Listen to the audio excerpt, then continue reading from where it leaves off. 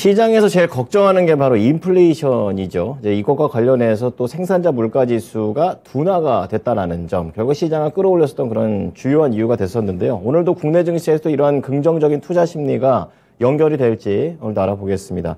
유한타증권의 송태현 과장의 의견입니다. 안녕하십니까? 네, 안녕하세요. 네. 자, 오늘 과장님과 함께 볼 주제부터 공개해 주시죠. 물가 둔화, 그리고 지정학적 리스크. 딱 핵심 포인트만 짚어보셨는데요. 좀 자세히 들어보겠습니다. 말씀하신 것처럼 물가 둔화 관련돼서는 계속적으로 긍정적인 이슈가 나오고 있습니다. 그러게요. 지난주에 이제 CPI가 사실 예상치를 하회를 하게 되면서 큰 폭의 상승세가 나왔었는데, 어제 같은 경우에는 이제 생산자 물가 지수가 예상치보다 하회를 하게 되면서 역시 물가가 계속적으로 둔화가 되고 있는 것을 이런 지표상에서도 확인을 할 수 있구나라고 이제 월가의 자신감이 더욱더 많은 부분 생기고 있다라고 보시면 될 것 같고요.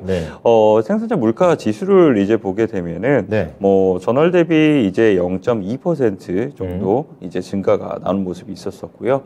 이게 이제 월스트리트저널에서 0.4%를 예상을 하고 있었었는데 컨센서스 대비 적게 이제 증가가 되었다는 점, 그리고 전년 동월 대비했을 때도 역시나 컨센서스 대비 줄어드는 모습과 함께 이 전월 대비도 확실히 증가폭이 줄어들게 되면서 인플레이션이라는 것이 정점을 찍고 계속적으로 줄어드는 것이 확실해지고 있구나라는 이러한 이제 상황을 더욱더 많이 생각을 해볼 수 있게 된 것 같아요. 그렇군요. 그런 부분 외에도 이제 보게 되면은 이 10월에 근원 PPI 같은 경우에도 보게 되면 역시나 전월에는 0.3% 정도가 증가가 됐었는데 이번에 0.2% 증가가 나오게 되면서 그런 부분 역시 똑같이 한번 생각을 해볼 수 있는 부분이 있었다고 보시면 될 것 같고요. 그렇군요. 이렇게 이제 물가가 다시 한번 더 둔화되는 흐름이 나오다 보니까 역시 증시는 강한 상승이 나오게 되고, 반대로 금리 같은 경우에는 이제 하락을 하게 되는 이러한 모습이 나왔습니다. 이 물가지표 발표가 나오고 난 이후에 이 금리를 보게 되면은 금리가 3.7%대까지 10년 국채 금리가 이제 내려가는 흐름이 나오게 됐고요. 진정되고 있네요. 달러 같은 경우에 달러 인덱스가 다시 한번 더 약세를 기록을 하게 되면서 전형적으로 이 현재 시장에서 가장 바라고 있는 금리가 떨어지고 그리고 달러가 약하게 되는 이런 부분이 추가적으로 진행이 되게 되면서 증시가 강하게 움직였던 부분이 장 초반에 나왔다라고 보시면 될 것 같고요. 시장에서에 대한 평가도 보게 되면은 이 모건 스탠리 같은 경우에는 10월에 생산자 물가 지수가 전월 및 컨센서스를 하회를 하게 되면서 인플레이션이 둔화되기 시작됐다는 이 월가의 자신감을 강화시켰다 라고 이야기를 하고 있고요. 이 제레미 시겔 교수 같은 경우에는 미 연준의 통화정책 기조가 선회될 수 있다는 근거가 마련되고 있다. 역시나 결국 가장 중요한 건 피벗이 나올 수 있느냐 없느냐 이 부분이었었는데 이런 부분에 대해서 근거를 마련을 해주게 되고, 연준은 이에 따라서 인플레이션이 둔화된 것을 인정을 하고 빠른 이 정책적인 부분에 선회를 해야만 한다라고 이제 얘기를 하고 있습니다. 그리고 이제 펀드 스트랙 같은 경우에는 강력한 상승 모멘텀이 나타나기 시작을 하게 되면서 미국 증시가 감매수권에 이제 진입을 하기 시작을 했다. 살 수 있는 구간이군요. 과매수권이니까 과매수. 너무 많이 이제 샀다. 많이 샀다라고 과매수인 줄 알았어요. 이야기를 했었었는데 하지만 이 미국 증시가 단기 상승이 이 단기 상승 펀더멘털에 견고하고 강력한 매수세가 반발 매도세로 연결되지는 않을 것이다 라고 이야기를 하게 되면서 펀드 스택 같은 경우에는 늘 강세에 대한 부분을 많이 이야기를 해왔었기 때문에 이런 부분을 또 추가적으로 얘기를 한 것이 아닌가라고 이야기를 하고 있고요. 일부에서는 이번에 역시 랠리가 나오게 된다 하더라도 약세장 랠리에 불과할 것이다 라는 이제 이러한 주장도 있는 만큼 어쨌거나 지금 시장 자체가 계속적으로 이러한 이제 연준의 피벗에 대한 기대감이 다시 한 번 더 높아지고 있고 금리가 올라갈 수 있어봤자 앞으로 더 이상 많은 부분 올라가기는 힘들 것이다. 여기에 보다 더 초점이 맞춰지고 있는 것 같습니다. 점점 시장의 분위기가 시장이 원하는 쪽으로 가는 것 같다라는 좀 생각이 듭니다. 자, 여기까지는 이제 좋은 내용이 되는데 그 다음으로 볼 게 또 하필이면 또 폴란드하고 또 러시아와 관련해서 또 안 좋은 소식이 나왔습니다. 어떻게 나왔나요? 러시아가 이제 어제 우크라이나에게 이 대규모의 미사일 공격을 했었었는데 그 미사일 중에 2개가 이제 폴란드 영지에 떨어지게 되면서 여기서 2명의 이제 사상자가 발생을 하게 됩니다. 되었다. 큰일 났네. 라는 이러한 이제 보도가 나오게 됩니다. 네. 이에 따라서 증시는 당연히 안 그렇죠. 좋게 반영을 하기 시작을 하게 됐고요. 뭐 상승폭을 상당 부분 많이 이제 반납을 하게 되면서 네. 증시 여기서 다시 한번 또 확전이 나게 되면은 그렇죠. 위험할 수도 있다. 라고 이제 사람들이 생각을 했던 것 같습니다. 네. 그래서 이 내용을 조금 더 자세히 말씀을 드리게 되면은 네. 이 AP통신에서는 미국의 이 정보당국 고위 관계자가 러시아 미사일이 폴란드 영토 내에 떨어져 2명이 사망한 것을 확인했다라는 이런 보도 내용을 이제 밝혔습니다. 그리고 이제 폴란드에서는 즉시 긴급 국가안보위원회를 수집을 하게 되고요. 예. 뭐 러시아 같은 경우에는 우리가 이것을 사실상 폴란드 국경을 향해서 우리가 조준을 한 적은 없다라고 얘기를 하게 돼요. 실수라고 얘기하는 고의성이 없다라고 얘기를 했던 부분이 상당히 많았었고요. 네. 그리고 이제 미국 측에서도 보게 되면은 지금 폴란드 쪽에서는 러시아가 사실상 이 관련돼서 공격을 하게 되고 우리가 피해를 받았다라고 얘기를 하지만 관련된 내용을 추가 정보를 아직까지는 확보한 것이 없고 폴란드 정부와 추가 정보를 얻기 위해서 더욱더 긴밀하게 이야기를 하고 있다라고 얘기를 하고 있습니다. 그래서 이런 부분이 일단은 시장의 부분을 많은 부분 경색을 하게 만들었던 부분이 있었었는데 네. 이제 그래도 장 후반으로 가게 될수록 이 러시아 관련돼서 이 미사일 자체가 폴란드에 대해서 공격을 했기보다는 우크라이나에게 공격을 했었던 것이 격추를 맞게 되면서 유탄이 이제 폴란드 영지 내로 넘어간 것이 아니냐. 뭐 이러한 이제 이 뉴스 보도가 나오게 되면서 다시 상승폭을 그래도 키워내면서 마감이 되었다라고 보시면 될 것 같고요. 만약 이런 부분이 아직까지는 확실시가 된 부분이 없어요. 만약에 이 러시아가 이제 나토 관련돼서 영토를 공격한 걸로 이제 되게 되면은 나토 전 회원국이 모두 이제 상대편을 공격을 하게 이제 이 헌장이 짜여져 있거든요. 그런 점을 생각을 해봤을 때는 이것이 어떻게 결론이 나느냐가 뭐 시장을 다시 한번 더 변곡점을 만들 수 있는 부분이 될 수도 있다라고 보시면 될 것 같고요. 어쨌거나 전쟁에 대한 피로도가 높기 때문에 이런 부분으로 갈 가능성이 낮기는 하지만 어쨌거나 가능성은 일부는 가지고 있다. 이 정도로서 지금은 보시는 거 맞지 않을까라고 생각되고 있습니다. 네, 전쟁은 백해 무익한 것 같습니다. 자, 그런 가운데 시장에서는 3대 지수에서도 다우 지수는 좀 한 강보합 이 정도밖에 안 됐는데 나스닥이 좀 강한 거 보니까 반도체도 흐름도 좋고 그랬던 것 같아요. 좀 자세히 들려주시죠. 네, 일단은 금리 관련된 부분이 계속 낮춰지고 있기 때문에 나스닥에 더욱더 많은 부분 초점이 맞춰져 있는 건 어쩔 수 없는 것 같습니다.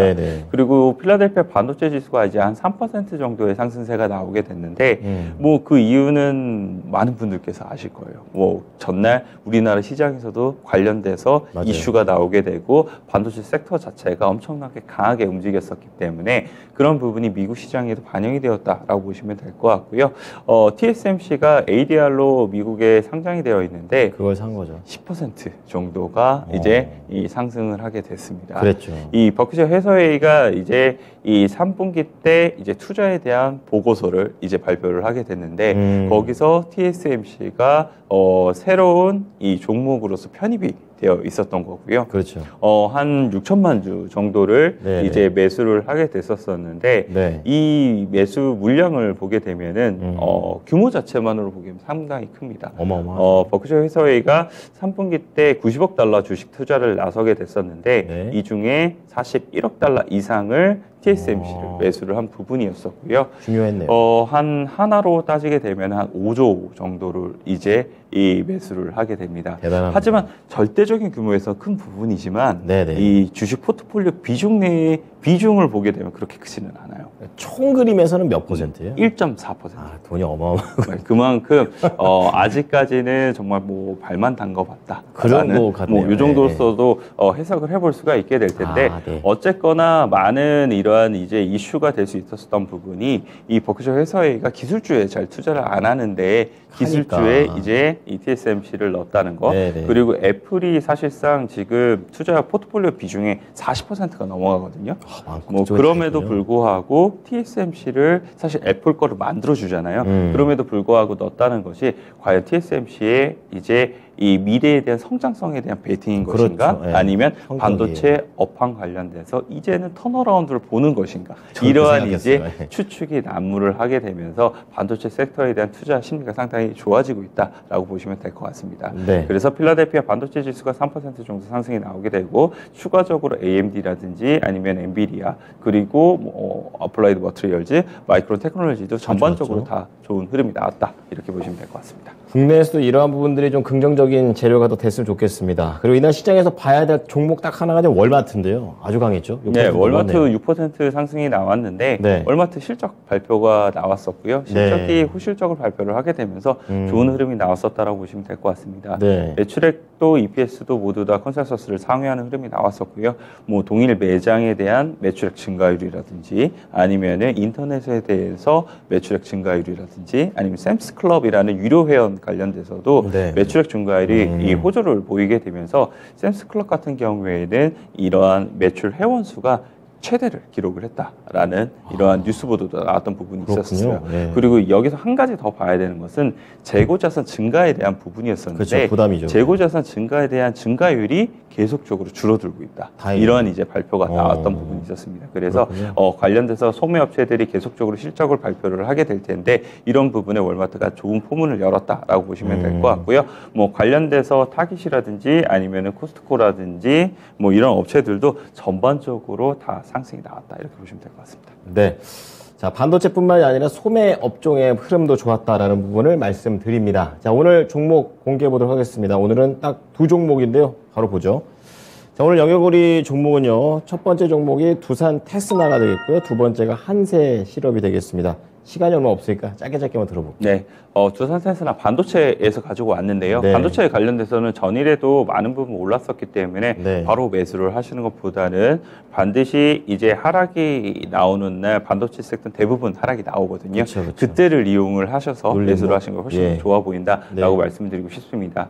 3분기 때 이미 어닝 서프라이즈를 기록을 한 부분이 있었었고요. 4분기 때도 이러한 흐름이 계속적으로 이어질 걸로 예상이 되고 있는데, 네. 이 원래는 카메라 이미지 센서가 주된 업무였었어요. 그런데 네. 이제는 그것보다는 그 여타의 다른 이제 이 어플리케이션을 더욱더 많은 부분 늘리게 되면서 점차적으로 더 많은 부분 매출 비중이 고르게 증가를 하고 있다라고 보시면 될 것 같고요. 네. 이런 부분에 기인을 하게 되면서 2023년도에도 다시 한 번 더 실적이 증가가 될 수 있는 확률이 상당히 높다는 점, 이런 점에서 봤을 때는 두산 테스나 말씀을 드린 것처럼 하락 시에 매수를 하는 것은 적절해 보인다라고 말씀을 드릴 수가 있을 것 같고요. 네. 한세실업 같은 경우에는 3분기 때 어닝 서프라이즈를 역시나 기록을 하게 됩니다. 그렇군요. 30% 정도의 이제 컨센트 대비 상향이 되게 되면서 나왔던 부분이 있었었는데요.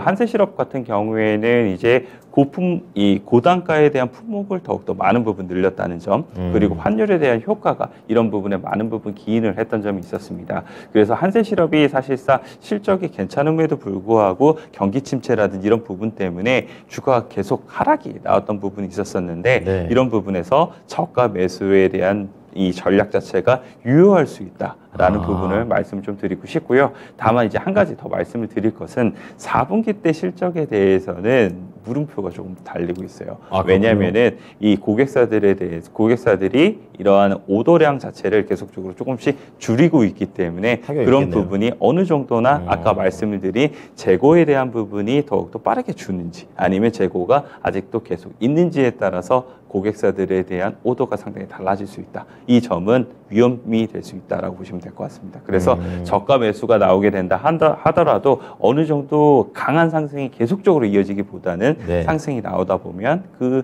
역시나 차익으로 바로 이어질 가능성이 상당히 높은 종목이 될 수 있다. 이렇게 말씀드리도록 하겠습니다. 그럼 단기 전략이 유효하다는 말씀이시죠? 아무래도 한세실업은 그럴 것 같습니다. 알겠습니다. 자, 오늘은 반도체 쪽에서 두산 테스나, 그리고 의류 쪽에서 한세실업을 얘기를 해드렸습니다. 참고해 보시기 바랍니다. 오늘 내용 감사합니다. 네, 감사합니다. 네, 지금까지 투자 판단에 도움이 될 수 있는 정보를 제공해 드렸습니다. 하지만 특정 종목의 상승과 하락을 보장하지는 않으니까요. 이 부분 참고해 주시기 바랍니다. 오늘도 성공 투자하십시오. 고맙습니다.